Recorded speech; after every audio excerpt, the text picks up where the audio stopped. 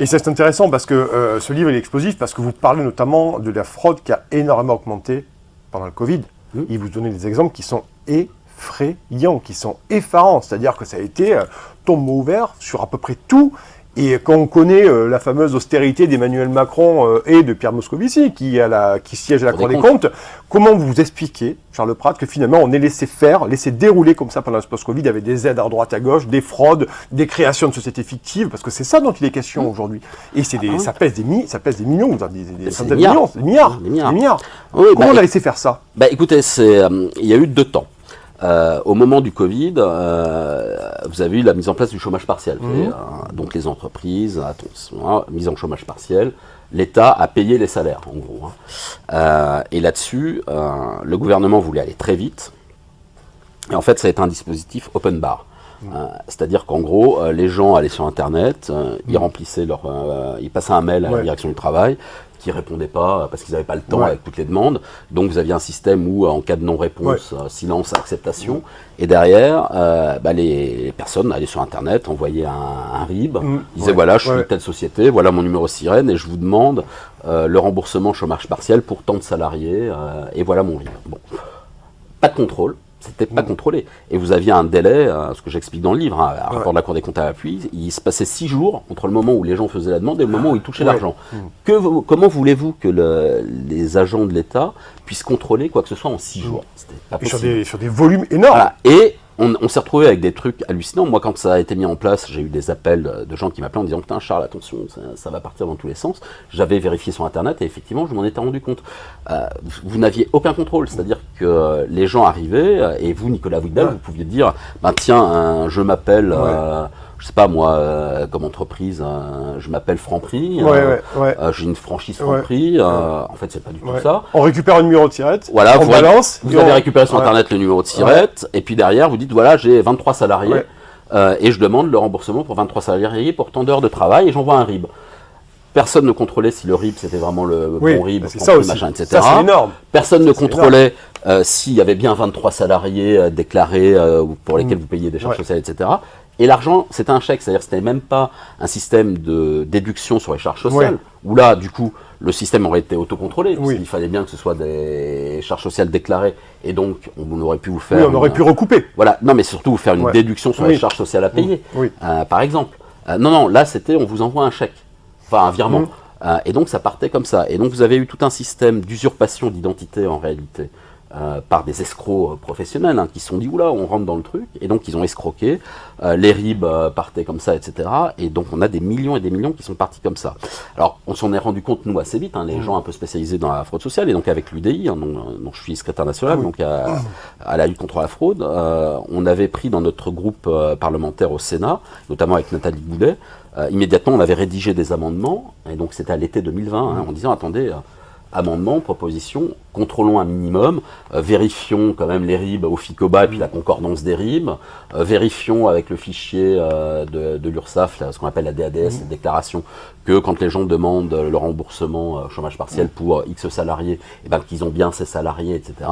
Et là, c'était hallucinant, vous aviez Madame Pannier-Runacher, ministre, qui était au banc au Sénat, qui dit « Mais non, elle s'est opposée à tout en disant « Pas 1 euro n'est versé sans être contrôlé ». On a vu les résultats, j'étais soufflé et estomaqué quand j'ai vu les débats, et d'ailleurs, plusieurs mois après, la Cour des comptes est venue dans un rapport dire « Bah oui, il fallait contrôler les RIB, il fallait croiser avec le fichier DADS, etc. etc. » Et ça n'a été fait qu'avec 6 mois de retard. Donc pendant 6 mois, c'était vraiment open bar sur le chômage partiel. Et donc là, on a eu des fraudes hallucinantes. Je donne les exemples dans le livre. La Cour des comptes a analysé, elle s'est rendue compte, par exemple, que sur le stock d'entreprises qui ont bénéficié du chômage partiel, ils avaient 4% de ces entreprises qui avaient déclaré un effectif de salariés supérieur de plus de 10% à l'effectif qu'ils avaient déclaré à l'URSSAF juste précédemment. Et en disant, là, on a un indicateur quand même de volumétrie de sociétés qui, peut-être, aurait fait du salarié fictif. 4% des demandes des entreprises qui ont demandé du chômage partiel ont eu d'un seul coup une croissance de 10% de leur masse salariale. En plein Covid. Voilà, en plein Covid. Et là, vous dites, quand même, mais ça n'émeut personne. si, ça a un peu ému la Cour des comptes quand même. Elle donne un autre exemple, la Cour des comptes, qui était assez amusant, c'était le chômage partiel pendant les vacances d'été. Vous savez que les entreprises, vous êtes chef d'entreprise, vous êtes patron de votre boîte, vos salariés, ils doivent être en congé annuel, donc il y a des congés payés, et pendant l'été, ils ont une obligation de déposer un certain nombre de jours pendant la période estivale. Et donc ces jours de congé, ils sont en congé payé, là c'est plus le chômage partiel.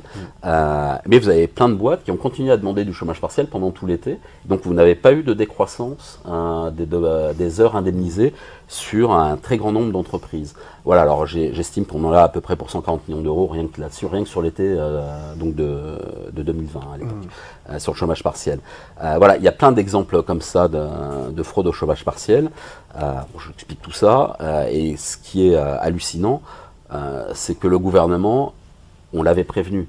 Il y a eu des débats parlementaires, il y a eu des alertes au Sénat en disant « Attention, on sait comment ça se passe, on connaît nos escrocs habituels, rappelez-vous de la taxe carbone sur la TVA, etc. Quand on fait un système comme ça qui est open bar, immédiatement, nos arnaqueurs habituels, ils s'engouffrent dedans. » Alors bon, moi je suis magistrat aussi, vous savez, donc je suis en fonction. Moi j'en ai vu passer des dossiers à l'époque aussi à titre professionnel, parce que moi je voyais passer les enquêtes, et je voyais les gars qui commençaient à être identifiés, et c'est toujours les mêmes. C'est toujours nos bons vieux carambouilleurs de TVA, de trucs de machin, qui se sont aussi engouffrés là-dedans. Voilà. Et donc ça, c'était sur le chômage partiel. Et derrière, vous avez eu un autre dispositif, c'est le fonds de solidarité. Vous savez. Alors, le fonds de solidarité, c'était un petit peu différent. C'était la compensation de la perte de chiffre d'affaires pour les entreprises, notamment les petites entreprises, les individuels, les auto-entrepreneurs, etc. Et alors là, on a eu toute une ribambelle de gens qui se sont déclarés auto-entrepreneurs ou qui ont demandé des remboursements, comme ça, enfin des primes, des subventions. Ça a été affolant. Là aussi, on a eu des fraudes délirantes, mais le système n'était pas géré de la même manière. Parce que vous voyez, sur le chômage partiel, c'était l'inspection du travail qui gérait. Sur le fonds de solidarité, c'était les impôts, c'est les services fiscaux. Les services fiscaux, c'est quand même des gens qui sont beaucoup plus rigoureux et qui ont la culture de la lutte contre la fraude. Et eux ont fait des contrôles a priori. Ils n'ont pas, comme ça, envoyé l'argent de manière un petit peu open bar. Et donc ça, je donne les chiffres dans le livre, avec les rapports, parce que je pars d'un rapport d'inspection générale des finances notamment, qui a chiffré tout ça. Vous savez combien il y a eu de demandes indues en matière de fonds de solidarité, qui ont été bloquées par les impôts, par les services fiscaux. Plus de 2 200 000 demandes considérées comme indues. Donc on peut dire tentative de fraude. 7 milliards 200 millions d'euros. C'est-à-dire que la Direction générale des finances publiques a bloqué. Elle a bloqué. Donc là, l'argent n'est pas parti. Donc là, ils ont fait un super travail. Ils ont fait un super travail. Et d'ailleurs, ce qui est hallucinant, c'est que personne ne les a félicités publiquement. Je suis le seul à dire qu'ils font un super travail. Est-ce que vous avez entendu le ministre des Finances dire bravo à nos services fiscaux qui ont bloqué 7 milliards d'euros indus? Non. Est-ce que vous avez entendu le président de la République venir dire je félicite les agents des impôts pour avoir bloqué, comme ça, pour avoir évité 7 milliards d'euros de fraude sur l'année? Non. Voilà. C'est quand même délirant. Je suis le seul à leur dire bravo les gars, vous avez fait un super boulot. Parce qu'il faut quand même féliciter aussi les agents quand ils font comme ça un super travail. Ils ont bloqué plus de 7 milliards d'euros. Et là, moi, ce que je dis, et j'attire l'attention quand même des citoyens, c'est que c'est un marqueur de l'honnêteté ambiante ou de la malhonnêteté ambiante dans le pays.